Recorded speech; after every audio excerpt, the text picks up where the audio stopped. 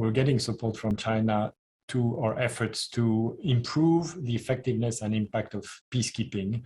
And we consider this as very important because we are challenged from the point of view of the political and security environment in which we operate.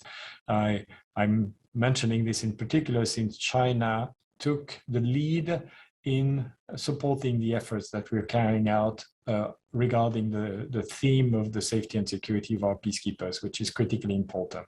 Yes, we are currently deploying units from China in a number of missions, actually, which are going to be critically important for the purpose of improving the situational awareness of the mission. So there's a lot that we're doing with China, and I'm quite sure that we will be doing more. We're very happy to count on the availability of China to support us.